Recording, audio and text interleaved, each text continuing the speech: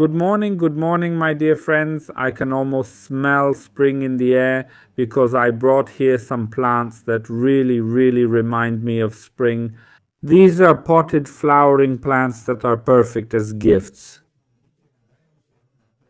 If you're going for a spring visit, or for Women's Day, or Grandmother's Day, or Valentine's Day, or just visiting someone, take these flowering plants with you. Today I'll tell you about 3 amazing plants that, especially in early spring, make up the main part of sales in many supermarkets, flower shops, and garden centers.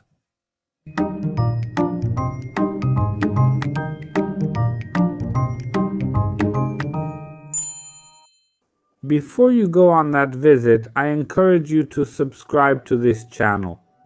Let me know if you ever bring flowers in any form when you visit someone as a guest.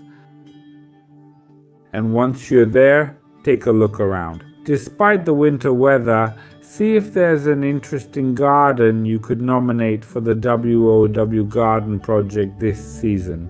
Unless you have an amazing garden of your own, in that case I encourage you to submit it to this year's edition of the WOW Garden Project. The first plant is the cup primrose. Maybe you know plants like primroses, the garden kind. This is its cousin, a bit different, and it looks like a ready-made bouquet all by itself. It usually has a lot of small pastel flowers in 2 or 3 colors, and this primrose is perfect for interiors. If you take proper care of it, it will bloom from early winter all the way to the end of spring. It's a plant that doesn't have high requirements, but unfortunately, it needs to be in a room where the temperature is lower. So if you're visiting someone and you know they live, for example, in a tenement house and have a room that's cooler where this primrose will do well, then you can freely buy it. How should you take care of it? The cup primrose is a plant that doesn't forgive drying out. You can immediately see on its flimsy, delicate leaves that it doesn't have enough water, and the leaves instantly droop and look very bad. Then you need to water it very quickly, and you can water it from above. This is very important because with the next plants I'll talk about how to water them so you don't harm them. Here there's no problem. We can water it from above. Just remember to have a saucer so the excess water can drain out, and to water it very regularly. Of course, depending on the temperature it's in, I recommend keeping it at around 16 to 18 degrees. Then you'll get a lot more flowers. So what should you do to make it bloom all the time? Besides those 2 aspects, meaning watering and keeping it at a low temperature, you should also regularly remove the faded flower clusters, not just individual flowers, but pinch off or cut them right at the base. This quickly stimulates the primrose to produce new flower clusters. Attention, good news. Older varieties of primroses contained primin, which is a substance that could irritate your hands or be harmful to animals. These new, mostly hybrid varieties no longer contain primin, so they are absolutely safe for everyone in the household. The second plant is the Persian Cyclamen, commonly called the Alpine Violet, although with the violet it's just a nickname, because botanically it has absolutely nothing in common with it.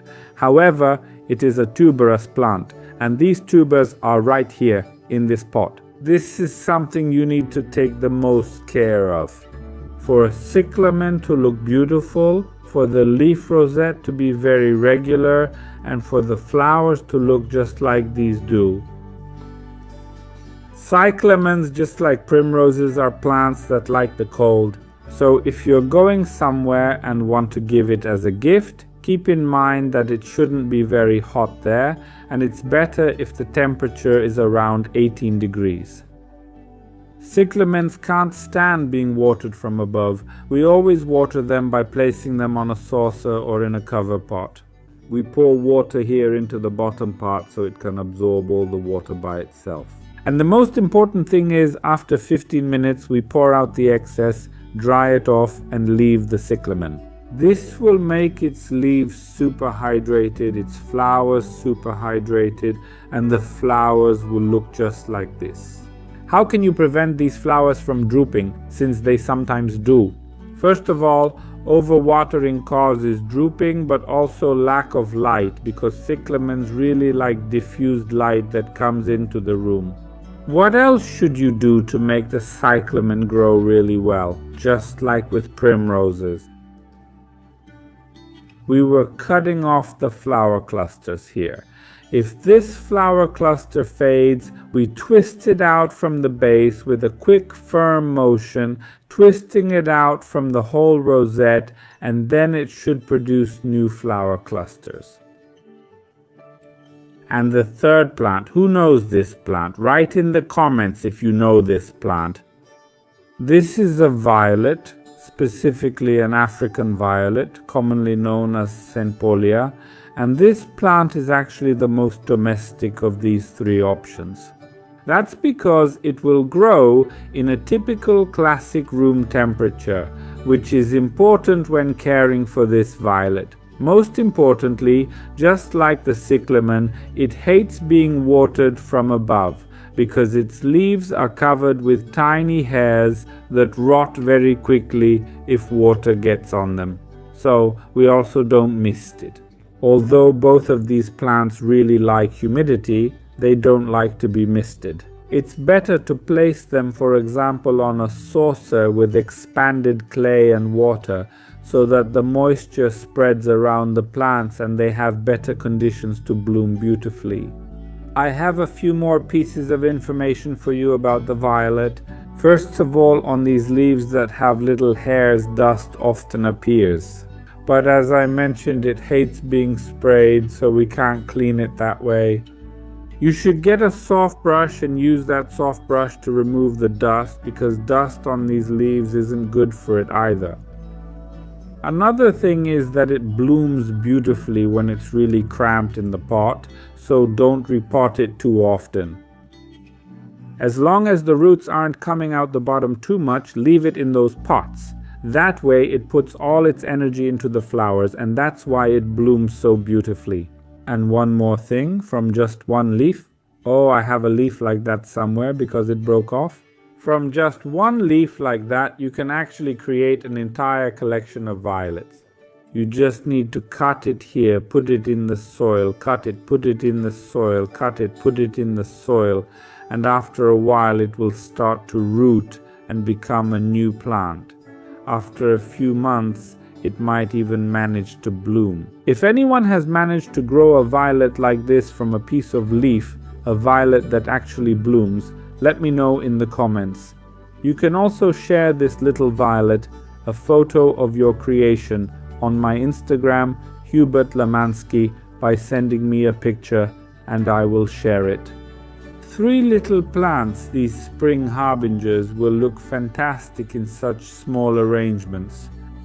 But remember that they will look even better if they have the right setting, meaning if they are, for example, wrapped or placed in some interesting covers. I used a rustic look here because it just fits for me. So I think that each of these plants will work well both in modern and rustic covers. Please let me know which of these plants you like the most. Is it the primrose, the cyclamen, or maybe the African violet? Let me know in the comments.